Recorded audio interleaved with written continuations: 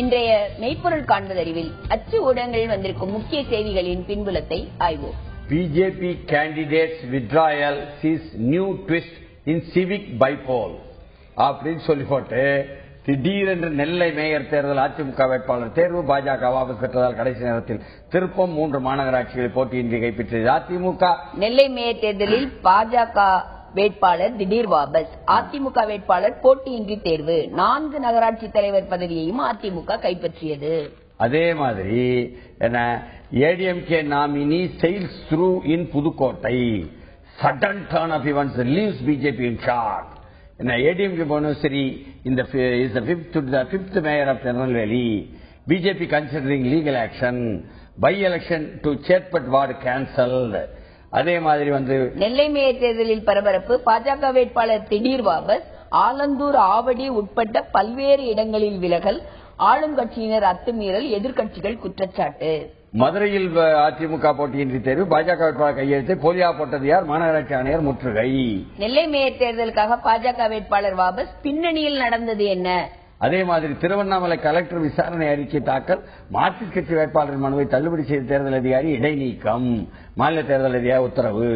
Mayor வேட்பாளர் வாபஸ் பெற வைக்க மிரட்டலா, பாஜக மாநில தலைவர் தமிழிசை பரபரப்பு புகார். ஆவடி நகராட்சி தேர்தலில் பாஜக வேட்பாளர் திடீர் வாபஸ், அதிமுக வேட்பாளர் போட்டியின்றி தேர்வு. தமிழகத்தில் ஜனநாயக படுகொலை நடக்கிறது, தமிழிசை சவுந்தரராஜன் பேட்டி. இப்படி எல்லா ஏடுகளும். வேலூர் திருவண்ணாமலை மாவட்டத்தில் 151 பேர் போட்டியின்றி தேர்வு, 58 உள்ளாட்சி பதவிகளுக்கும் 18ஆம் தேதி தேர்தல். இந்த அளவுக்கு மாநில தேர்தல் ஆணைய அலுவலக கம்யூனிஸ்ட் கட்சிகள் ஆர்ப்பாட்டம், பீமாராவ் எம்எல்ஏ உட்பட 50 பேர் கைது. ஆலந்தூர் வார்டு இடைத்தேர்தல், சுவரேறி குதித்து வேட்புமனுவை வாபஸ் பெற்றார் பாஜக வேட்பாளர். பாத்தீங்களா, இந்த அளவுக்கு வில்லங்கம் நடக்க காரணம் என்ன என்ற விஷயங்கள் நம்ம பார்த்த வேண்டியிருக்கு. அப்ப இதுல பாருங்க, மார்க்சிஸ்ட் கட்சி வேட்பாளர் மனுவை தள்ளுபடி செய்த தேர்தல் அதிகாரி மேல நடவடிக்கை எடுத்திருக்காங்க. திருவண்ணாமலை மாவட்டத்தில் சேத்துப்பட்டு ஊராட்சி ஒன்றியத்தில் 2வது வார்டு உறுப்பினருக்கு. அப்படி பார்க்கும் பொழுது சில அதிகாரிகளும் தவறு செய்கிறார்கள் என்பது அம்பலமாகிறது. புதுக்கோட்டை விஷயம் ஏற்கனவே சொன்னோம், நின்று போட்டியிட்டு ஜெயிச்சிருந்தா நல்லது ஐயா, அதுக்குத்தான் வாய்ப்பு அதிகம், கெடுத்து போட்டியல் ஐயா. அங்க யாரோ ஒரு அமைச்சர் விஜயபாஸ்கரா அப்படின்னு சொல்லிவிட்டு அவர் மேல குற்றச்சாட்டு. அதுலயும் கூட புதுக்கோட்டையில் செவிச்சாச்சின்னு வருது. ஆனால் இந்த பாரதிய ஜனதா வேட்பாளர் வாபஸ் பெற்றதாக தேர்தல் அதிகாரி அறிவிப்ப நான் வாபஸ் கடிதம் கொடுக்கவே இல்லை அப்படின்னு வேட்பாளர் ஒருத்தர் சொல்றாரு. போலித்தனமாக யாரோ கொடுத்துட்டாங்களாமே, அப்படி இல்ல சொல்றாங்க.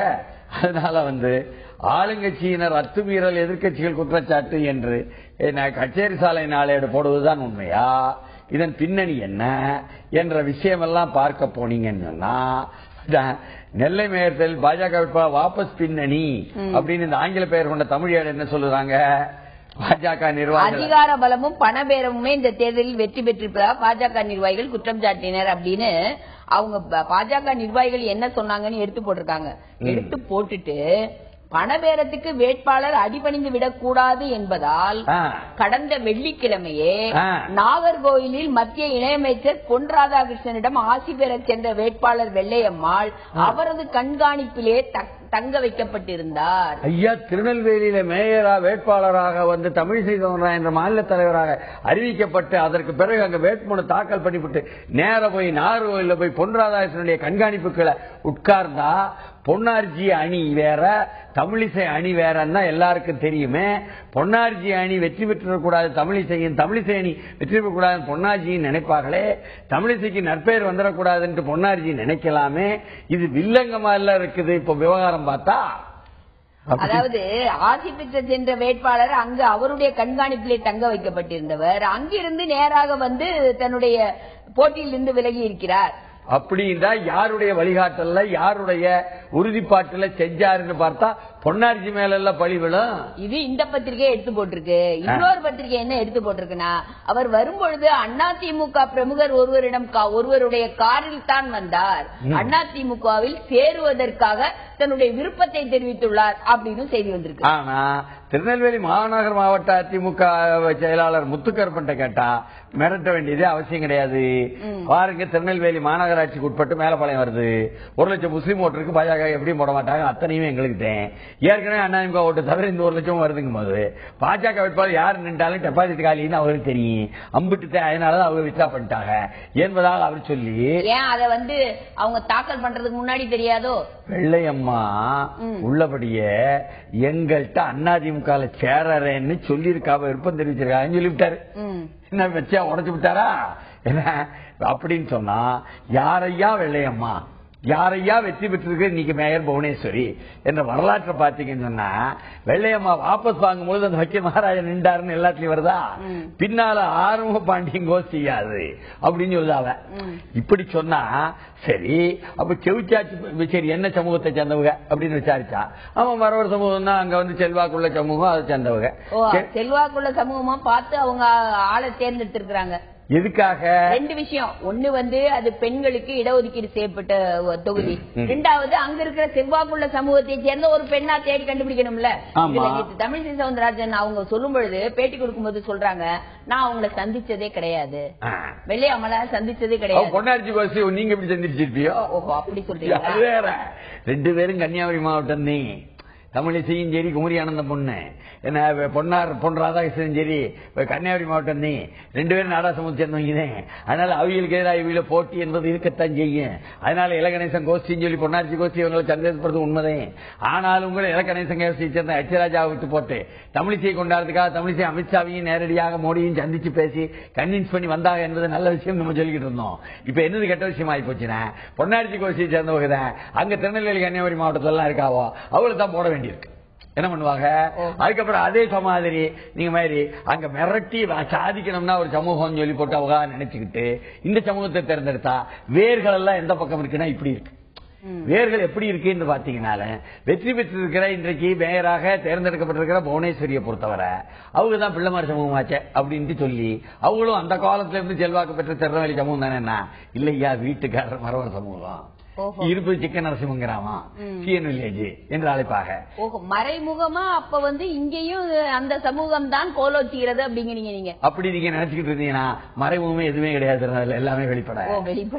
ஏன்னு கேட்டா, துணை மேயர் இருக்காரே கணேசன், அவர் யாரு என்று கேட்டா அதே சமூகம் தான் சொல்லிட்டு சாமாதானமா பேரக்கூடாது.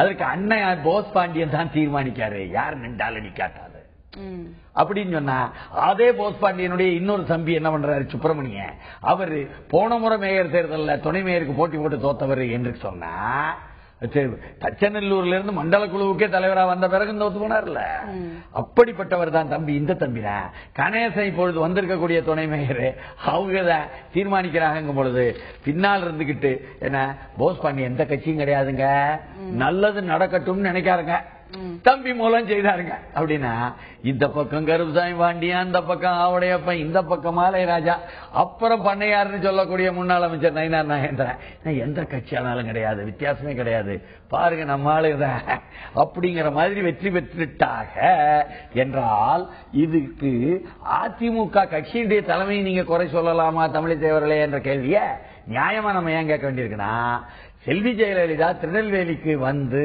14ஆம் தேதி தேர்தலுக்கான பரப்புரை செய்வார்னு ஏற்பாடெல்லாம் பண்ணிவிட்டாங்க. 12ஆம் தேதி தூத்துக்குடி, 14ஆம் தேதி திருநெல்வேலின்னு போட்டவங்க, 15ஆம் தேதி கோயம்புத்தூர் போட்டவங்க, உள்ளபடியே என்ன ஆயிப்போச்சுன்னு சொன்னா, இவங்க தபக்குன்னு விழுந்துகிட்டு என்ன துபக்குன்னு செவிச்சுட்டாங்க போது திருநெல்வேலி போக வேண்டிய அவசியம் இல்லையா? 14ஆம் மாற்றி தூத்துக்குடிக்கு மாத்திட்டாங்க. அப்போ இங்க இப்படின்னு சொன்னா அதுக்கு அதிமுக மற்ற இடங்கள்லாம் எப்படி, மற்ற இடங்கள் எல்லாம் அதிமுகவினுடைய அந்தந்த வட்டாரத்து ஆட்கள் செய்தது நியாயம்னு யாரும் சொல்ல முடியாது இல்ல. அதாவது அதிகார பலத்தையும் பண பலத்தையும் எல்லா இடத்துலயும் பயன்படுத்தி இருக்காங்க. இதுல ராமநாதபுரம் நகராட்சி தேர்தல் பாஜக வேட்பாளருக்கு மிரட்டல்னு ஒரு செய்தி, இது அண்ணா சாலை தமிழேடு எடுத்து போடுது. அதுல என்ன அப்படின்னா, வேட்பாளரையே காணோம் அப்படின்னு சொல்லி தேடிட்டு இருந்தா இந்த வேட்பாளரை 3 அனைத்து இந்திய அதிமுக பிரமுகர்கள் கிண்டியில் உள்ள ஒரு நட்சத்திர ஹோட்டலுக்கு அழைத்து செல்வதாக கூறி கூட்டிட்டு போனாங்கன்னா கொஞ்ச நேரத்துல மனுவை வாபஸ் வாங்கிட்டாராம். அப்ப அந்தந்த வட்டாரத்துல உள்ளவங்க அதிகாரத்தை இப்படித்தான் பயன்படுத்துவதுன்ட்டு அதுக்கு பேர் தப்புன்னு அவர்களை நினைக்கல, பயன்படுத்திட்டாக. அப்படின்ட்டு சொல்லி வருது இந்த ஏடுகள் எல்லாம் சொல்லும் பொழுது. என்று சொன்னால் உள்ளபடியே அவங்க என்ன இடதுசாரிகள் போடுதாகண்டா, திருநெல்வேலி மேயர் தேர்தல் பாஜக வேட்பாளர் திடீர் வாபஸ் மிரட்டலா பேரமா? ஆனா என்ன சொல்லுதாவ, மிரட்டலும் பேரமும் அப்படின்னு பேரம் தேவையே இல்லாங்க. ஏற்கனவே என்னையா எல்லாரும் நம்ம ஆளுகளை எழுத்து நின்றுகிட்டு இந்த பக்கம் வாங்கன்னு சொல்ல வந்துருவாங்க, அதிமுகவே போயிருவாங்கன்னு அங்க சொல்லிடுறாங்க. இப்படி ஆள் பலவீனமான ஆட்களா பாஜக போடுவதனால என்ன ஆயிடுதுன்னு சொன்னா, அதிமுக எழுத்து இந்த பார் நாங்கள் கிள்ளி ஏற்படுத்துகிறோம், அதிமுகவுக்கு எங்களை கண்டால் கிள்ளி, நாங்கள் எலி அவர்கள் புள்ளி, ஆனால் எங்களை பார்த்தவர்கள் கிள்ளி என்றெல்லாம் தமிழிசை சொன்னாங்களே, ஒண்ணுமே இல்லன்னு ஆயி போச்சா?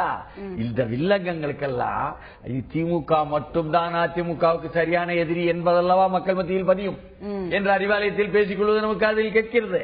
என்று சொன்னால் இங்க இப்படி நான் இடதுசாரி, அங்க அப்படின்னு சொல்லி தில்லி சட்டமன்றம் எப்படியும் ஆட்சி அமைப்போம் பாஜக குதிரை பேரம்னு வந்து நிக்குதே.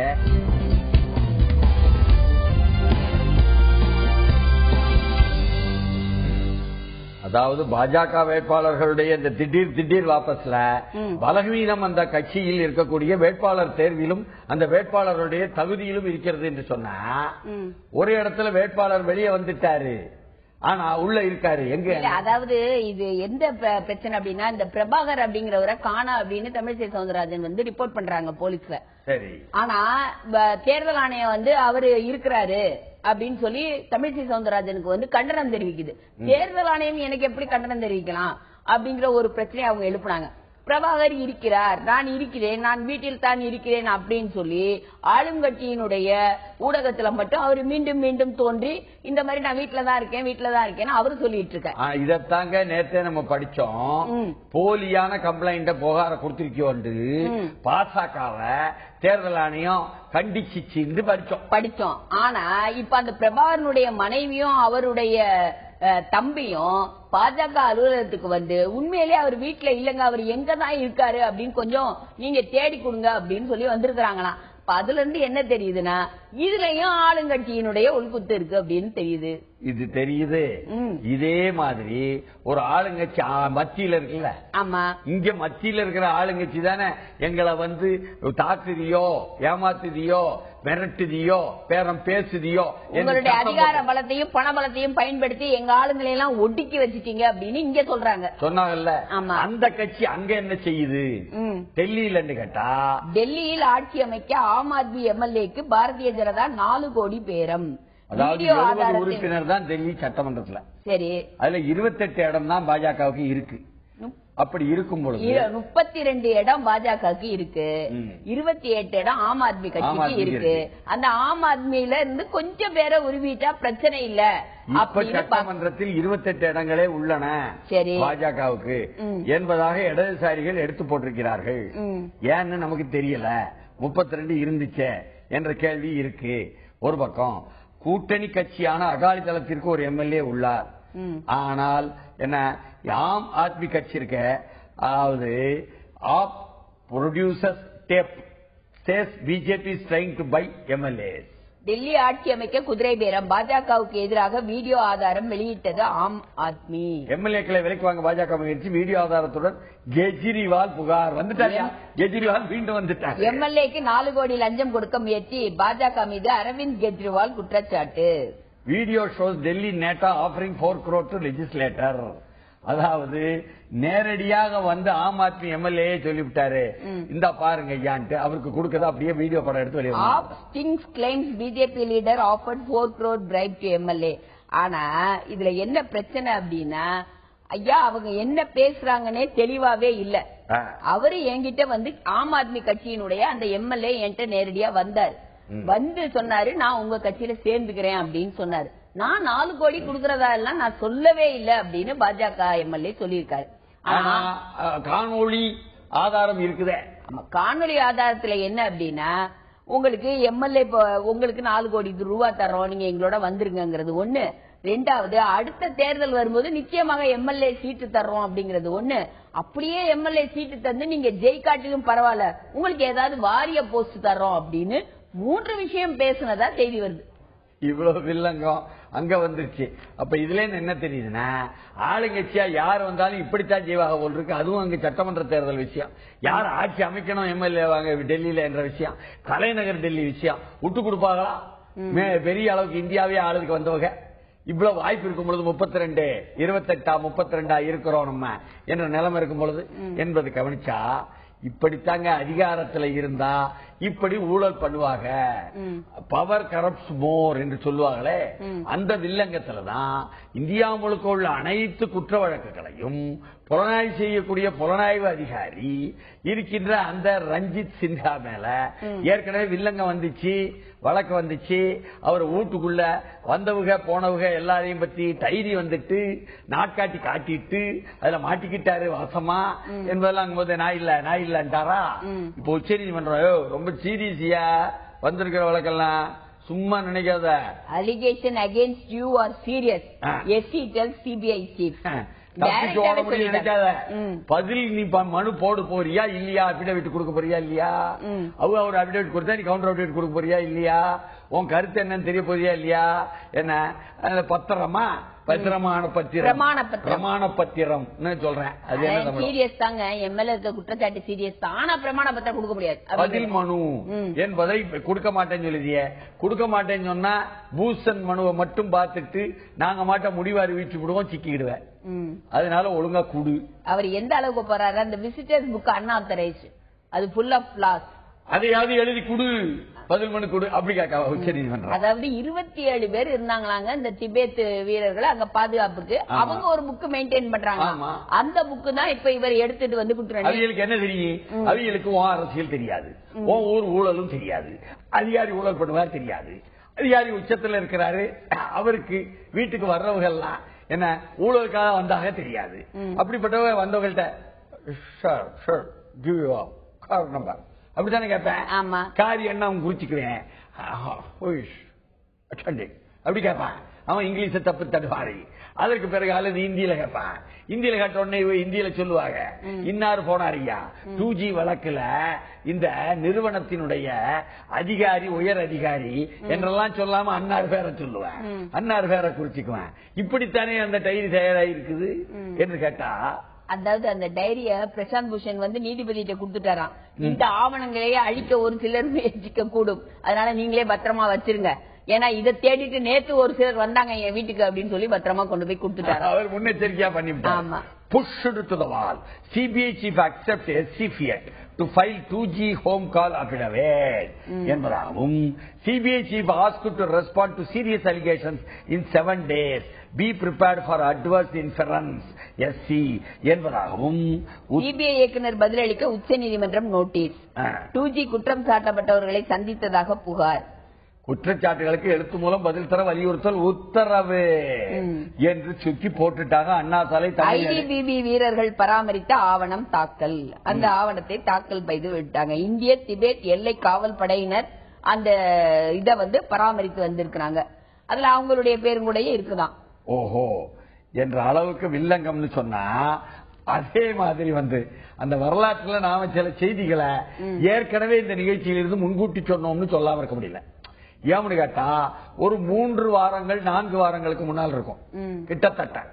அப்போ இந்த ரஞ்சித் சின்ஹா சென்னை வந்தார் என்ற செய்தி ஒரு ஏட்டுல வந்தது.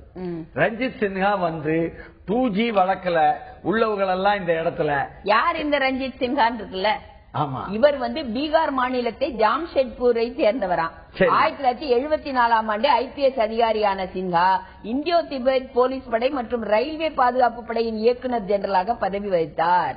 இதுல என்ன அப்படின்னா, இவர் இயக்குநராக பதவி வைத்த CBIக்கு தேர்வு செய்த பொழுது இவருடைய தேர்வில் பாஜக விருப்பப்படவில்லை, அப்பமே எதிர்த்தார்கள். வந்துருச்சா, பாஜக அப்பமே சின்ஹாவை எதிர்த்தாங்களாம்.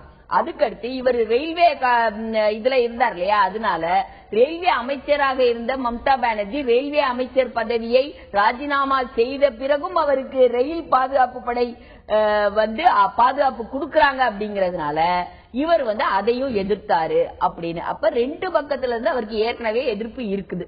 இருக்குதா? இவரை பற்றி ஏற்கனவே இது மாதிரி ஊழல் குற்றச்சாட்டுகள் இருக்குன்னு சம்பந்தப்பட்டவங்க விசாரிக்கும் பொழுது சொன்னாங்க. சரி, என்ற விஷயத்தை நாம வெளிப்படையாவா சொல்ல முடியும்? அப்படி வரும்பொழுது அவர் இங்க வந்து அழகா ஏதோ 2G ஸ்கேனர் எல்லாரையும் வந்து ஊழல் வழக்கில் சம்பந்தப்பட்டவங்க இங்க இருக்காங்க என்று முன்னேற்ற கழகத்தை சேர்ந்தவர்களை முன்னாள் அமைச்சர்களை சொல்லுதாவா? சரி, அப்படி சொல்லும் பொழுது அப்படி எல்லாம் எல்லாரையும் ஸ்கேன் பண்ணிட்டு போனாரு என்று ஒரு ஏடு வந்தா விசாரிச்சு பார்த்தா இல்லீங்க, அவர் காஞ்சிபுரம் வந்தாரு, கோயிலுக்கு வந்தாரு. கோவிலுக்கு வந்தபோது எப்படிங்க தனியா ஒரு ஹோட்டல்ல சந்திச்சு பேசுவாரு? அப்போ அவரு சந்திச்சு பேசியது வில்லங்கம் எல்லாமே எவ்வளவு தாரிய எவ்வளவு வாரிய என்பதாக பேசத்தான் செய்ய முடியுமே தவிர அவர் ஏதோ குற்றங்களை கண்டுபிடிக்க வந்தவர்னு பொருள் அல்லையா என்பதாகவும் சொன்னாக என்பதை அப்படி இப்படி சுட்டி காட்டி நாம சொன்னோம். ஏன்னு கேட்டா அப்ப வந்து அவர் சீப்பு பாருங்க, நம்ம சீப்பா சொல்லக்கூடாது பாருங்க. ஆனா இப்ப சீப் இல்ல பாருங்க, உண்மையை நம்ம சொன்னோம்னு ஞாபகப்படுத்தலாம் பாருங்க. அப்பவே இல்லங்க ஐயா, இப்ப டைரியோட ஒரு பெரிய பல்லாக்கா மாறிட்டு என்று சொன்னால் இந்த அளவுக்கு வில்லங்கங்களுக்கு மத்தியில் தான் இந்த நாட்டினுடைய இந்த தேசத்தினுடைய புலனாய்வு அதிகாரிகள் இருக்கிறார் என்பது வருந்தத்தக்க செய்தி இல்லையா? நல்ல அதிகாரிகள் பலர் இருந்தும் 2-3 கருப்பாடு இருந்தா போதும். எல்லா இடத்துலயுமே அப்படித்தானே, இந்த கருப்பாடுகளால தானே பிரச்சனையே வருகிறது. ஆனால் கருப்பாடுகளை மீறியும் கருப்பாடுகள் கீழே இருந்து மேல இருப்பாங்களா? கீழே இருந்து மேல வர இருக்கிறவங்க என்ன செய்வாங்க? ஏழை எளிய சனத்தை பூரா வழக்க போட்டு உண்மை வழக்கு பொய் வழக்கு அற பொய் வழக்கு உண்மை பாதி வழக்கு என்பதாக போட்டு விசாரணை கைதின்னு உள்ள தள்ளுவாங்க.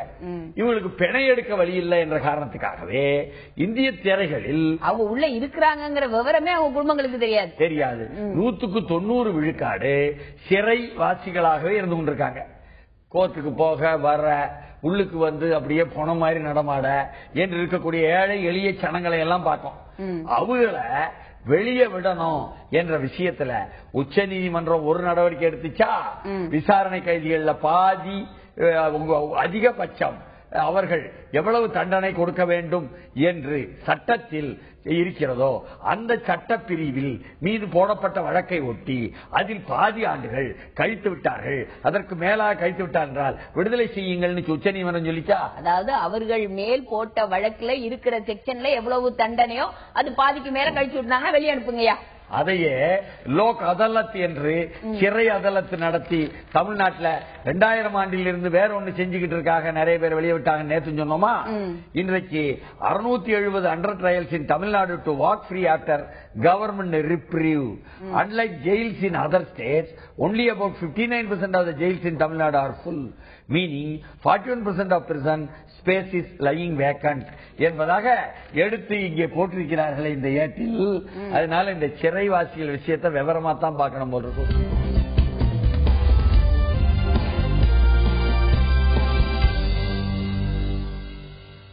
அதாவது இந்த சுப்ரீம் கோர்ட் உத்தரவை திமுக வரவேற்கிறது கருணாநிதி அறிக்கைன்னு அவர் இந்த விடுதலையை பற்றி அவர் ஒரு பக்கம். ஆமா, நீண்ட காலமாக சிறையில் உள்ள விசாரணை கைதிகள் விடுவிப்பு, சுப்ரீம் கோர்ட் உத்தரவை திமுக வரவேற்கிறது கருணாநிதி அறிவிப்பு.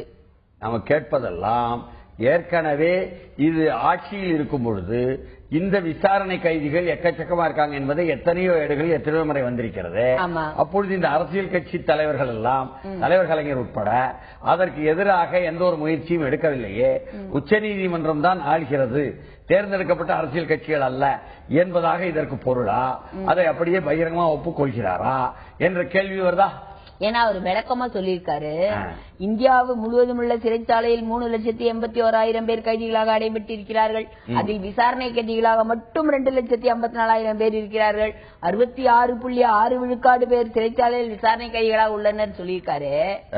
அப்பதான் நீங்க கேட்கிற கேள்வி வருது, இவர் ஆட்சியில் இருந்த காலத்திலேயே இந்த சிறைச்சாலையில் விசாரணை கைதிகள் இருந்தார்கள் அல்லவா அப்படின்ட்டு ஒண்ணு வந்துச்சா? அவர் ஆட்சி காலம், இந்த ஆட்சி காலம் எல்லாத்திலையும் நாங்கள் சிறைவாசிகளிலேயே ஒரு புது வகையான சிறைவாசி இருக்கிறோம் ஒரு குரல் திருவண்ணாமலையில இருந்து வருது. அவங்க என்ன சொல்லுதாவோனா அரை சிறைவாசி போல் இருக்கு அப்படின்னா பாதி சிறைவாசி பாதி இல்ல. அது என்ன? அது அதுவும் இல்லை இதுவும் இல்லண்டு என்று கேட்டியண்டா அவங்க அகதிகள் முகாம் என்று சொல்லி நாடெங்கும் இருக்கிறதே சுதந்திரமான அகதிகள் முகாம். ஈழ அகதிகள் வருவாங்க, மற்றவங்க அது மாதிரியும் இருப்பாங்க. அது மாதிரி இல்ல, வெளியும் போக முடியாது. அதாவது இலங்கையில இருக்க முடியாதியா சாமி அப்படின்னு சொல்லி இந்தியாவிற்கு தங்களுடைய வாழ்வை காப்பாற்றிக் கொள்வதற்காக தேடி வந்தவர்களை கைது பண்ணி இங்க முகாம்ல அடைச்சு வச்சிருக்காங்க, அகதிகள் முகாம்ல.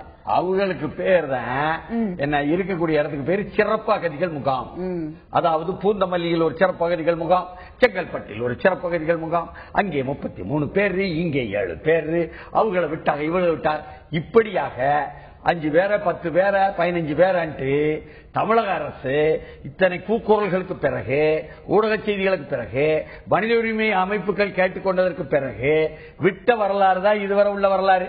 சரி. அதாவது குறிப்பாக சொல்ல போனால் கலைஞர் ஆட்சியில் அவ்வப்பொழுது சில நேரம் விடுபட்டாலும் அதிமுக ஆட்சி வந்த பிறகு 3 ஆண்டா 5 பேரை விடுவோம், 10 பேரை விடுறோம், 12 பேரை விடுதோம், 15 பேரை விடுதோம், 19 பேரை விடுதோம், இப்படி எல்லாம் விட்டுருக்காங்க. சரி. 3 மாதத்துக்கு ஒரு முறை இப்படி விட்டு இருப்பாங்க ஐயா பழக்கம். சரி பரவாயில்ல, அப்பமாவது வெளியேறலாம் என்று நினைச்சா மறுபடியும் அங்கங்க உள்ள முதியோரெல்லாம் பிடிச்சு போட்டு மறுபடியும் போட்டுருவாங்க உள்ள. அந்த எண்ணிக்கையை கூட்டி கூட்டி காமிக்கணுமா? நடுவண் அரசுக்கு இத்தனை பேர் எண்ணிக்கையை காட்டினாத்தான் புலிகள் இருக்குது ஒரு கிளியை ஏற்படுத்தி விடுதலை புலிகள் மேல தடையை போட முடியுமா? நமக்கு தெரியல. ஆனாலும் கூட இப்போ இன்றைக்கு அம்பத்தூரில் இருந்து வரும் ஆங்கில ஏட்டில் தெளிவா அதை எப்படி போடுறாங்க? Fast and to death in camp. Inmates of special camp for foreigners in Cheyur who began an indefinite hunger protest on Monday, pleading the UN to reunite them with their families. அதாவது செய்யூர் என்ற திருவண்ணாமலையில் இருக்கக்கூடிய ஊர்ல special camp புதிய சிறப்பு முகாம் உருவாக்கி செங்கல்பட்டு முகாம எடுத்துக்கிட்டு மாத்தி இங்க இருந்து அங்க மாத்தினாங்களே, அதுவா? அங்க உள்ள வில்லங்கமா இது? சரி, அதுல என்ன சொல்லுதா? ஐயா நாங்க முல்லைத்தீவுல இருந்து வந்தோம் ஐயா, நாங்க இங்க இப்படி பிடிச்சு போட்டாவ ஐயா, எங்க நாங்க குடும்பம் எங்க இருக்கு தெரியல ஐயா என்று சொல்லி. அதாவது குடும்பத்தோட இந்த இப்ப இந்தியா இலங்கை உறவு இருக்கு இல்லையா, அதுல புதுசா வீடெல்லாம் கட்டி கொடுக்குறாங்க பாருங்க, அந்த வீட்டினுடைய ஒரு பெனிஃபிஷரியாங்க. இந்தியா அரசு கட்டி கொடுக்கிற ஒரு வீட்டினுடைய ஒரு பெனிஃபிஷரி அங்க பயனாளி அங்க இருக்க முடியாம குடும்பத்தோட இங்க வந்திருக்காரு, அவரை பிடிச்சு போட்டிருக்காங்க. உள்ள ராணுவ ஒடுக்கலை கண்டு பயந்து போய், இன வெறுப்பை கண்டு தைக்க முடியாம வந்தவரை தூக்கி போட்டாங்களா? உள்ள போட்டாங்க. அவங்க குடும்பம் எங்க இருக்குன்னு தெரியல, பிள்ளைங்க எங்க இருக்காங்கன்னு தெரியல.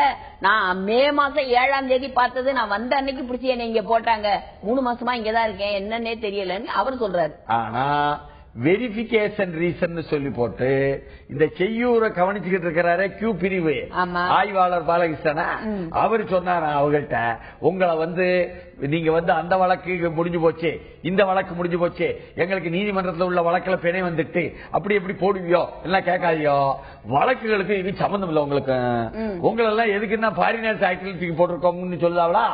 அதுலயும் கூட செயல போடணும்னு அவசியம் இல்லதான், சிறப்பகுதியில் பாதி சிரமாயிருந்தேன் இல்லன்னு சொல்லல. ஆனாலும் வெரிபிகேஷன் ரீசன், நீங்க எப்படி இருக்கியோ, உங்க பின்னணி என்ன, எவ்வளவு நாளாங்க வெரிஃபை பண்ணுவாங்க? இதுதான் இல்லங்கமே. ஏன்னா வேந்தன் இருக்காரு, இப்ப 24 ஈழ அகதிகளில் 23 ஈழ அகதிகள் செந்தூரன் அல்லாமல் மற்றவர்கள் இந்த பட்டினி போராட்ட நேரத்துல இருந்து ஆரம்பிச்சிருக்காங்க, சாவரை பட்டினி போராட்டம். அதுல இந்த வேதனை பாத்தீங்கன்னா பரிதாபமா இருக்கு. வெளியே ஒரு திருமணம் செஞ்சுட்டு மறுபடியும் உள்ள போய் உட்கார்ந்தார. இப்ப போன வாரம் திருமணத்துக்கு பெண்ணு அங்கிருந்து வந்துச்சுங்க, காதல் செய்த பெண்ணு என்ன திருமணத்தை செஞ்சு விட்டு அது நண்பர் வீட்டுல உட்கார்ந்து திரும்பி போயிரும், இவரு திரும்பி போயிட்டாரு சிறப்பாக. இப்படி எல்லாம் பரிதாபமான சூழல் தேவையா? 5 வருடமா உள்ள இருக்காருங்க, அவர் மேல எந்த வழக்கும் இல்ல, அப்ப அவர் மேல இந்த கேஸும் இல்ல. எப்படி இவருக்கு தனியார் இல்லனா? அங்க ஏற்கனவே செங்கல்பட்டு முகாமில் இருக்கும்போது இன்ஸ்பெக்டருக்கும் அவருக்கு சண்டையா, இன்ஸ்பெக்டர் நினைச்சபடி மாற்றி எழுதி போட்டாராம். இப்படி எல்லாம் இன்ஸ்பெக்டர் எல்லாம் இருக்காங்களா கியூ பிரிவுல? நமக்கு தெரியல என்று பார்க்கும் பொழுது இவ்வளவு ஆழமா பார்க்க வேண்டியிருக்கு. இதுதான் வெரிபிகேஷன் பண்ணணும், யாரு மேல இருந்து பண்ணணும். பண்ணலன்னா இந்த 23 பேரும் இப்படியாக இருக்காங்களா? இது தவிர ஒரு 3 பேரு வங்காளதேசத்திலிருந்து விமானத்துல வந்தவங்க, அவங்க பாஸ்போர்ட் கேஸ் 6 பேர் இருக்காவா. அப்படி அதுல 3 பேர் மட்டும் இந்த பட்டினி போராட்டத்தில் இருக்காவ. நைஜீரியால இருந்து வந்தவங்க கூட இருக்காங்களாமே, அவங்க இல்ல. ஏன்னு கேட்டா அவங்க மேல உள்ள வழக்க பூரா சிசிடி என்று சொல்லக்கூடிய பிரிவு இருக்கே, காவல் பிரிவு, மத்திய அரசு பிரிவா என்ன, அவங்க வாபஸ் வாங்கிட்டாங்களாம் வழக்குகளை. அதனால இவங்களை திருப்பி அனுப்பிட்டாங்களா? டிப்போர்ட் பண்ணுன்னு சொல்லி போட்டு 10 நாள் முன்னால ஆர்டர் வந்துருச்சா, ஆனாலும் டிப்போர்ட் பண்ணல, இன்னும் இருக்கிறாங்களா, நிக்காவ 10 நாள் ஆச்சு அப்படின்னு சொல்லிட்டு அவங்க நிலைமைனா நாம கேட்பதெல்லாம் ஐயா பரிதாபமா இருக்கு ஐயா. பரிதாபம் உணர்ச்சிக்காவது வழக்கும் இல்லாம இவங்களை ஏன் அந்த மாதிரியான இல்ல செந்தூரம் இப்ப பட்டின் போராட்டத்துல இல்லாத செந்தூரம் தானே பிரபலமா தமிழ்நாட்டுல ஊடகத்திலேயே வந்துகிட்டு இருந்தாரு. அப்பப்போ உண்ணாவிரதம் இருந்து இருந்து வெறுத்து போடாரு என்பதெல்லாம் இப்ப இருக்கல. அது ஒரு வேடிக்கை கதைனா அவர் மேல உள்ள வழக்கு இதே பிரிவு என்ன தெரியுமா நீதிமன்றத்துல போட்டிருக்காவ. என்ன நீதிமன்றத்துல மனு கொடுக்கறோம்ல, அவர் வழக்கு போட்டு விடுதலை வேணும்னு கேட்டா அதுல இவர் மாமியாரே அடித்தார் இதான் வழக்கு போட்டிருக்காவோ. இந்த வழக்கு மாமியார அடுத்ததுக்காக எதுக்கையா நீ ஸ்பெஷல் கேம்ப்ல கொண்டு போய் வச்சிருக்க, இப்படி எல்லாம் கேட்பாங்க ஐயா. குண்டக்க மண்டக்க சச்சி கேட்க போறாங்க ஐயா என்று சொன்னா அதனால விட்டு போடுங்க. உங்களுக்கு நல்ல வாய்ப்பு வந்திருக்கு தமிழக அரசுக்கு. அண்ணா பிறந்த நாள் செப்டம்பர் 15ஆம் நாள், பெரியார் பிறந்த நாள் செப்டம்பர் 17ஆம் நாள். அது ரெண்டையும் சேர்த்து விட்டுருங்க, பலரையும் விடலாம். 10 வருஷம் இருந்தவர்கள் எல்லாம் முஸ்லீம் தமிழ் இன உணர்வாளர்களா விட்டுருங்கன்னு நெடுமாற ஒரு அறிக்கை வேற. ஆனா இப்ப யாரையும் விட முடியாதுங்க, தேர்தல் 18ஆம் தேதிங்க. அதுக்காகவா? ஆமா. அது சரி, நாங்க விடுதோம்னு சொல்லி போட்டு 18க்கு மேல விடுங்க, அதெல்லாம் பிரச்சனை. வில்லங்கமே என்னன்னு சொன்னா இந்த 10 ஆண்டு கழித்தவர்கள் எல்லோரையுமே விடுங்க. ஏன்னு கேட்டா உச்ச நீதிமன்றம் ஒரு பக்கம் பாதி முறை கழிச்சவர்களை விட்டாச்சு, மீதி சிறை அதாலத்து மூலம் நீங்களே விட்டுருக்கியோ, தமிழகத்தினுடைய நீதித்துறையும் சேர்ந்து நல்ல விஷயம். அதனால 10 ஆண்டு கழிச்சவர்கள் எல்லாம் விடுதோம், ஆயுள் தண்டனை கைதிகள் சொன்னா ரொம்ப சந்தோஷப்படுவாங்க. ஏற்கனவே ஈழத்தமிழர் விஷயத்திலையும் இந்த சிறைவாசிகளை அதே மாதிரி அண்ணா பிறந்த நாள் பெரியார் பிறந்த நாளை ஒட்டி விட்டுருதோம். ஏன்னு கேட்டா தமிழக முதல்வர் இந்த தேர்தலை ஒட்டி இடைத்தேர்தலை ஒட்டி கோயம்புத்தூர்ல போய் மேயர் தேர்தலுக்கு போய் பிரபரை செய்ய போகும் பொழுது அண்ணா சிலைக்கு அங்கதான் நான் மாலை அணிக்க போறேன் எல்லாரும் வாங்கன்னு சொல்லியிருக்காவ. அதனால அப்படியே அதுல நாங்கள் நிச்சயமாக பரிசீலிப்போம்னு சொல்லிட்டு 18க்கு மேல விட்டாலும் பரவாயில்லையே அப்படி சொல்றீங்க. ஆமா என்று சொன்னால் அவங்க வர போட்டு வையா அதிகாரிகள் கோப்புகள் அங்க தள்ளுங்க ஐயா என்ற கேள்வியை நாம கேட்க வேண்டியிருக்குன்னு நீங்க என்று சொல்லும் பொழுது நல்ல பேர் கிடைக்கும். ஆனால் வழக்கு முடியாது போல இருக்குது. என்ன அடுத்த பிரச்சனையே மீனவர் பிரச்சனையை பற்றி பேட்டி சுப்பிரமணிய சாமி மீது ஜெயலலிதா அவதூறு வழக்கு. அவதூறு வழக்குன்னு சொன்னா அவர் அவதூறு பண்ணிவிட்டாரு தமிழ் மக்களை ஒட்டுமொத்தமா. சரி, அத முதலமைச்சர் மீதான அவதூறை மட்டும்தான் இவங்க எடுத்திருக்காவ. 7.5 கோடி தமிழ் மக்களும் ஒவ்வொருத்தரும் அவதூறு வழக்கு போடும்படி போட்டுருவாங்க இருக்கு நாளைக்கு. அப்படி கொந்தளிப்புல இருக்காவ சனம். அப்போ comments on Tamil Nadu Fishermen Boat issue, Jaya sues Swami for defamation. The article deliberately cast aspersions on the chief minister. There was no justification for publishing the news item. ஒரு நாளேடு மேலையும் போட்டிருக்காங்க. ஏங்க இந்த பிரச்சனையை எல்லா நாளேடும் தானே எடுத்து போட்டுச்சு. ஆனா ஒரு கட்டுரையை ஒரு நாளேடு போட்டு குறிப்பாக இதை ஒரு பெரிய பிரச்சனையாக மாற்றி விட்டாவ. மீனவர் பிரச்சனையின் பின்னணியில் பிரபலங்கள்னு தலைப்புல நாளிதழ் எழுதிச்சான். Jaya files defamation case against Swamy Tamil daily என்பதாக அது சொல்லப்படுது. என்று சொல்லும் பொழுது இதுவும் என்ன நியாயமான வழக்குத்தான் என்பதை எப்படி சொல்லாம இருக்க முடியும்?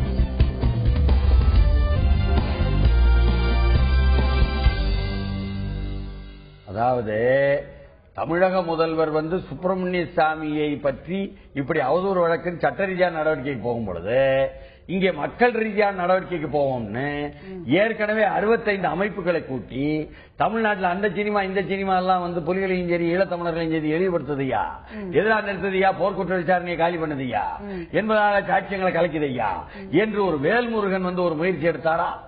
அவரு தமிழக வாழ்வுரிமை கூட்டமைப்புன்னு சொல்லி போட்டே 65 அமைப்ப 65க்கு பிறகு எல்லாரும் சேர்ந்துக்கிட்டு நாங்களும் சேர்ந்தோம்னு வந்தாங்களா? 100க்கும் மேற்பட்ட அமைப்பை கூட்டி போட்டாரு முந்தா நேத்து. அவரு ஒரு 6ஆம் தேதி கூட்டினாரு வைங்களேன். அப்படி கூட்டும் பொழுது அதுல முடிவெடுத்து வர்ற 26ஆம் தேதி நாங்க ஆளுநர் மாளிகை நோக்கி போவோம்யா, இந்தியாவுக்கு நீங்க எல்லாரையும் அனுமதிக்கணும் இந்த போர்க்குற்ற விசாரணைக்காக வர்ற விசாரணை குழுவை. உள்ளபடியே விசாரணை குழுவுக்கு அவங்க விசாவே கேட்கல, இவங்க ஒன்னும் விசாவதுனால மறுக்கிறாருங்கிற விஷயத்துக்கே வரல. ஆனாலும் கூட நீங்க மத்திய அரசு நீ போர்க்குற்ற விசாரணைக்கு ஆதரவா செயல்படு என்று அழுத்தம் கொடுப்பதற்கு கூடிட்டாங்க. அப்ப சூசாமி பிரச்சனை வருது. அதுல நல்லா பாத்தீங்கன்னா வேல்முருகன் இருக்காரு தமிழக வாழ்வுரிமை கட்சியா. சரி, அதுல நம்ம ஜெகன்மூர்த்தி இருக்கிறாரு, புரட்சி பாரதம் அது ஒரு கட்சியா? தமிழக மக்கள் முன்னேற்ற கழகம்னு சொல்லிவிட்டு ஜான் பாண்டி இருக்காரு, அது ஒரு கட்சியா? இப்படி எல்லாம் பாத்தீங்கன்னா இவங்க எல்லாரும் ஆளுங்கட்சி அதிமுகவுக்கு கூட்டணி கட்சி மாரி. ஆனாலும் கூட இவர்கள் தமிழர் அமைப்புகளா வர்றாங்க. உதைக்கதான் நீ அப்படிங்கிற மாதிரி ஜான் பாண்டிய பேசுற அளவுக்கு நேரடியா பேசுற அளவுக்கு வந்துச்சுன்னா இப்ப சட்ட ரீதியா உதவு கொடுக்காவ என்பதை நாம் சொல்ல வேண்டியிருக்கு. என்று சொல்லும் பொழுது உள்ளபடியே இதே விஷயத்துல அடுத்த கட்டமாக என்ன வருது? விக்னேஸ்வரன் சொல்லியிருக்காரு, collect data on army activity. Vigneswaran to Tamil youth. அங்க இருக்கிற தமிழ் இளைஞர்கள்ட்ட நீங்க அங்க இருக்கிற ஆர்மியினுடைய நடவடிக்கையை பத்தி டேட்டா கலெக்ட் பண்ணுங்க, அவங்க என்ன பண்றாங்க, என்ன பண்ணலாம் அப்படிங்கறத டேட்டா கலெக்ட் பண்ணுங்க, அவங்க டிப்ளாய்மெண்ட பத்தி அப்படின்னு சொல்லி. சிங்கள ஆணாதிக்க ராணுவம் அங்கே சும்மா இல்லை. வடக்கு மாகாணத்தில் ஏதோ தொழில் செஞ்சுக்கிட்டு இருக்காவோ, அவ என்னென்ன வேலை செய்தாலும் உத்து கவனிங்க, பயங்கரமான ஆளுவா. அதனாலதான் அவர் சொல்லியிருக்காரு, தேர்ந்தெடுக்கப்பட்ட விநாயகனே விக்னேஸ்வரனே, என்ன வினை தீர்த்தவனே விக்னேஸ்வரனே, இந்த பிள்ளையார் சதுர்த்தியை ஒட்டி சொல்லிவிட்டாரு. ஆமா, அங்க ஆர்மி என்ன பண்ணுதான், டேட்டா கலெக்ட் பண்ணுதான். அதாவது மக்களுடைய பாடி லாங்குவேஜ கூட ஒரு இஸ்ரேலி டெக்னிக்கை யூஸ் பண்ணி டேட்டா கலெக்ட் பண்றாங்களா. அப்ப இஸ்ரேலியர்களுடைய தொழில்நுட்பத்தை பயன்படுத்தி உடல் மொழி Lankan army is collecting all kinds of data on the people of province, including a person's body language. உடல் மொழியையும் கூட கவனத்தில் எடுத்து அதையும் பதிவு செய்யறாங்க. With the help of Israeli technology அப்படின்னு சொல்லிட்டு அவர் சொல்றாரு, we should be aware that the army here is not eating grass. இங்க புல்ல தின்னுகிட்டு இல்லையா அவனுங்க? ஆமா, அவனுக்கு ரொம்ப தொழில் பார்க்கணுவா, எச்சரிக்கையா இருங்க ஐயா அப்படின்னு இருக்கிறதோட அவர் என்ன விமன் பவரை பத்தி சொல்லியிருக்காரு. விமன் பவரை பத்தி சொல்லும் போது அவர் சொல்றாரு, அதாவது பிரபாகரனுடைய பேரை சொல்லாம எல்டிடிங்கிறத மென்ஷன் பண்ணாம அதுல இருக்கிற பெண்கள் எவ்வளவு துடிப்பாக இருந்தார்கள், வீரமிக்க இருந்தார்கள், இருந்தார்கள். அதனால அதை நாம பயன்படுத்திக்கணும் அப்படிங்கிற மாதிரியும் பேசியிருக்காரு. அதை நீங்கள் அவர்கள் இப்பொழுது உள்ள நிலைமையை பாருங்கள், அவர்களை ஈடுபடுத்துங்கள். ஏதாவது தமிழினம் பண்பாடு ரீதியாக பெண்களை ஓரங்கட்டி ஒதுக்கி வைக்கணுமே வைக்காதியோ. பிரபாகரன் தான் கொண்டாந்து நடைமுறையில அவர்களை பங்குகளில் வச்சு துவக்கேந்த வைத்து சம உரிமையை நிலைநாட்டினார் போர்க்களத்துல. அப்ப சொல்லும் பொழுது அபிமன்யு மகாபாரதத்துல இப்படித்தான் அவர் சக்கராயுதத்தை உடைச்சி எதிரியினுடைய கௌரவர்களுடைய உடைச்சாரு. ஆனாலும் கூட பாருங்க அவரை இருக்க விடாம கொண்டு போட்டாக என்ற விஷயத்தையும் கூட சுட்டி காட்டியிருக்கிறார்னா, இவ்வளவு தீர்க்க ரீதியாக சிந்திக்கும் ஒரு சிந்தனையாளன் அங்கே முதலமைச்சராக வந்திருக்கிறார்னா, இங்க மோடி அவர்களை ஆமா மோடி அவர்களை பாக்குறதுக்கு வருதுக்கு அங்க பெர்மிஷன் வாங்கினாதான் இங்க வர முடியுமா? அங்க ஓகே ரைட் அப்படின்னு சொன்னாதான் மோடி அவர்களை பார்க்க முடியும். கொடூரமா இருக்கு பாருங்க இலங்கை அரசு நிலைமை. தேர்ந்தெடுக்கப்பட்ட ஒரு பிரதிநிதியினுடைய நிலைமை இது இல்லீங்க. இலங்கை அரசு, மஹிந்த ராஜபக்ஷ அரசு மோடி அரசுக்கு விடுகின்ற சவால், மோடி அரசுக்கு எதிராக நிலை எடுத்துள்ளது. இதை புரிந்து கொள்வார்களா டெல்லிக்காரர்களும் பாஜக காரர்களும் கேட்டா, இதே மாதிரிதான் Lanka rejects UN claim of threat to rights activist. நீங்கள் அங்குள்ள உரிமை மனித உரிமை ஆர்வலர்களுக்கெல்லாம் ஆபத்து என்றெல்லாம் இப்ப போடுகிறீர்களே ஐநாவே, அப்படிலாம் ஒண்ணுமே கிடையாது. எல்லாம் அங்க ரொம்ப பாதுகாப்பா இருக்கிறாங்க அப்படின்னு சொல்லி என்ன நேற்று திங்கட்கிழமை இலங்கையினுடைய தூதுவரான ரவிநாத ஆரிய சின்ஹா சொல்லி போட்டாரு, அப்படி எல்லாம் எதுவுமே கிடையாது, நாங்க முழுக்க உங்களுக்கு ஆய்வு பண்ணதுக்கு ஏற்பாடெல்லாம் உதவி பண்ணத்தான் செய்தோம், பண்ண தயாரா இருக்கோம் என்பதாக பச்சை புகை சொல்லிவிட்டாரு. இதையும் தூக்கி போட்டிருக்காவா என்று சொன்னால், இத்தனை வில்லங்கங்களுக்கு மத்தியில் நம்ம ஊர்ல ஒப்பந்த சிவிலியர் போராட்டம், தற்செயல் விடுப்பு எடுத்து அரசு நர்சுகள் உண்ணாவிரதம், 15ஆம் தேதி பேரணி நடத்த முடிவு. இவங்க அரசு மருத்துவமனையில் பணியாற்றும் ஒப்பந்த செவிலியர்களை பணி நிரந்தரம் செய்ய கோரி கவன ஈர்ப்பு போராட்டம். இந்த ஒப்பந்த செவிலியர்கள் இருக்காங்க இல்லையா, 4500 பேருமே 2 ஆண்டு ஒப்பந்த முறையில் பணி செய்ய வந்தவர்கள். 2 ஆண்டு முடிஞ்சு போச்சு, திருப்பி அதை 4 ஆண்டாக்குனாங்க, 6 ஆண்டா இப்ப வேலை செஞ்சிட்டு இருக்காங்க. 30 ஆண்டா இதுல பணி செய்யறவங்களும் உண்டுங்க. சரி, அவங்க ஓய்வு பெறும் கட்டத்துக்கு வந்துட்டாங்க. ஓய்வு பெறும் கட்டத்துக்கு வந்தவங்க ஏற்கனவே இந்த 30 ஆண்டாகவோ கடந்த 10 ஆண்டாகவோ இவருடைய பிரச்சனைகளை ஏன் போராடவில்லை இந்த சங்கம்? இப்ப அறிவு கண்ணும் லீலாவதியும் முன்ன வந்து போராட்டத்தை நடத்துறாங்கல்ல. சரி. ஆனாலும் செவிலியர் வர்றாங்கல்ல. நாம திருப்பி திருப்பி சொன்னோம் சென்னையில இருக்கக்கூடிய இந்த செவிலியர் எல்லாம் கஷ்டப்படுதாவோ அவங்கள மூத்த சீனியர் சொல்லி மாற்றுறது இல்ல என்ற விஷயம் தான் சென்னை மருத்துவக் கல்லூரியிலையும் ஸ்டான்லி மருத்துவக் கல்லூரியிலையும் கீழ்பாக்கு மருத்துவக் கல்லூரியிலையும் ராயப்பேட்டை மருத்துவக் கல்லூரி இருக்கு மருத்துவமனையிலும் சொன்னோம். ஆனாலும் கூட அந்த லீலாவதி திருச்சியை சேர்ந்த லீலாவதி இவங்களுக்காக செய்யாம அவ்வப்பொழுது வசூல் மட்டும் பண்ணுதாங்கிறதெல்லாம் வந்துச்சு இல்லங்க. இது மனசுக்குள்ள இருக்கு செவிலியர்களுக்குள்ள. இது கிராம சுகாதார செவிலியர் போராடி போராடி நிர்மலா தலைமையில நிறைய பெற்றுக்கிட்டு இருக்காங்க. இந்த நகர்ப்புறத்தில் இருக்கக்கூடிய மருத்துவமனை செவிலியர்கள் நிலைமை இது. இப்ப திடீர்னு போராட்டம் நடத்துதாவல இதுவரை என்ன சாதிச்சாவோன்னு அந்த செவிலியர்கள்ட்ட விசாரிச்சா ஒண்ணுமே வாங்கி தரலீங்க. இப்ப எங்களை இத்தனை ஆண்டு கழிச்சு போராட வைப்பது எதுக்குன்னு கேட்டா அரசாங்கத்துக்கு எதிராக செவிலியர்கள் நிறுத்துறாங்களா என்று இந்த லீலாவதி வகையரா மேலையும் சந்தேகம் வேற வருது. அப்படியெல்லாம் இல்லீங்க, உண்மையாக போராட வராங்க நம்ம சொல்லிட்டு இருக்கோம். ஆனாலும் கூட 30 ஆண்டுகளாக பணி செய்வர்களுக்கு பதவி உயர்வு வேணும் அப்படின்னா 30 ஆண்டுகளாக என்ன பண்ணிட்டு இருந்தாங்க? ஓய்வு பெற்றுவாங்க ஐயா. ஓய்வு பெறும்போது மொத்தமா காசு வரும் ஐயா. 1000-2000 சங்கத்துக்கு தருவாங்க ஐயா. அதுக்காகவா ஐயா என்று கேட்காவ. ஆனாலும் இந்த நோய் உள்ளவர்களுக்கு கடமைகளை கொடுப்பது சிக் டியூட்டி என்ற விஷயங்களை தவிர்த்தது பாப்பராசன் காலத்துலதான் நடந்துச்சே தவிர இவங்க சங்கத்தினால் நடக்கல என்று சொல்லி போட்டும் புலம்புதாவ.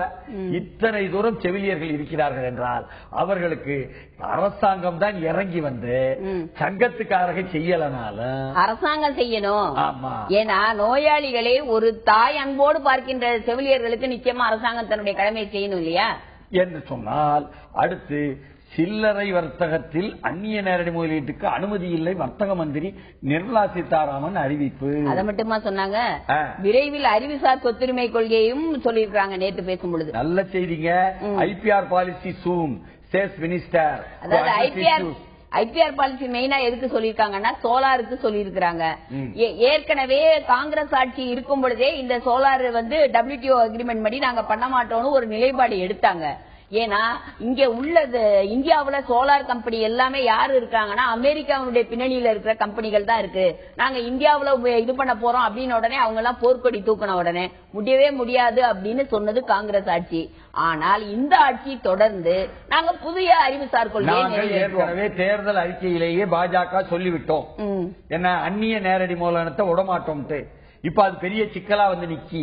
ஆனாலும் நாங்க விடமாட்டோம், உறுதியா நிப்போம் என்று ஒரு பக்கமும், இந்த அறிவுசார் சொத்துரிமை என்ற ஐபிஆர் பாலிசியை 6 மாதத்துல கொண்டாடுவோம்னா following complaints raised by US companies, அதாவது அமெரிக்காவினுடைய நிறுவனங்கள் எல்லாம் இந்தியாவுக்கு எதிராக பிரச்சனையை உலக வர்த்தக அமைப்பு கையில வச்சுக்கிட்டு செய்த நாங்க அதெல்லாம் காப்புரிமை என்ற விஷயத்துல விட்டுக் கொடுக்க மாட்டோம் என்று மீண்டும் சொல்லி இருப்பது நல்ல செய்தி என்று சொன்னால், இன்னொரு பக்கத்துல ஒரு தீய செய்தி சேர்த்து சொல்லிட்டாங்களா என்று கேட்கும் பொழுது, Modi diplomacy bro active strong and sensitive என்பதாக நாங்க எப்படி வெளிவிவகார காய் நகரத்தில் கவனிச்சீங்கன்னா, அந்த காய் நகரத்துல முதல்ல நாங்க நல்ல பாருங்க பூட்டானுக்கு தான் மோடி போனாரு, நேபாளுக்கு தான் அடுத்து போனாரு. நான் என்ன பண்ணேன், அதே மாதிரி தான் மியான்மருக்கு போனேன், பங்களாதேஷுக்கு போனேன்.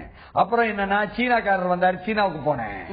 இப்படியாக ஒவ்வொன்றாக நாங்க நல்ல விஷயங்களை தான் செய்தோமே தவிர உடனடியா போய் அமெரிக்கால விழல.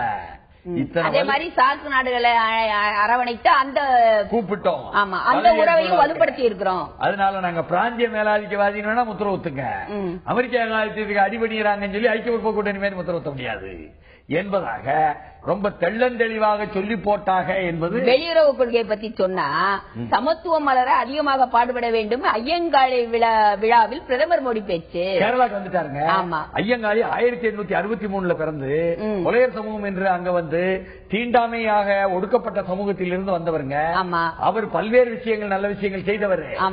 அதாவது அவர் அங்க வந்து எளிய மக்களை எப்படி எல்லாம் மேல கொண்டாரு, குறிப்பாக தலித் மக்களை இந்த மாதிரி மேல் சேலை அணிய கூடாது என்று இருந்த கட்டுப்பாட்டை நீக்கி பொது வீதிகளில் நடப்பதற்கு முயற்சி பண்ணி அந்த மாதிரி பல்வேறு விஷயங்களை அவர் செய்திருக்கிறார். நல்ல விஷயங்கள் செஞ்சவரை பயன்படுத்திக்கிட்டு அப்படியே அங்க கேரளாவிலையும் இறங்கணும் பாஜக. நாங்க சமத்துவம் செய்வோம், உள்நாட்டு கொள்கை இது. ஆமா என்பதாக உள்நாட்டு காய் நகர்த்தல் வெளிநாட்டு காய் நகர்த்தல் அப்படின்னு சொன்னாங்களா சுஷ்மா? இது உள்நாட்டு காய் நகர்த்தல்னு ஐயங்காளி என்ற மகத்தான அந்த தலைவருடைய பெயரில் அங்குள்ள புரட்சியாளர்கள் கூட ஐயங்காளி படையின் அமைச்சாவோ பாலக்காட்டுல அந்த அளவுக்கு போராடும் ஆதிவாசிகள் தாழ்த்தப்பட்ட மக்கள் எண்ணிக்கையில் குறைவாக இருந்தாலும் அவர்களாக போராடக்கூடிய அந்த போராட்டத்தை பூரா தன் பக்கம் சுவீகரிச்சுக்குவாரு போல் இருக்கு ஐயா மோடி. இது கொஞ்சம் வேடிக்கையான அரசியல் தான் என்பதனால நாளை மெய்ப்பொருள் காண்பறிவில் சந்திப்போம். நன்றி.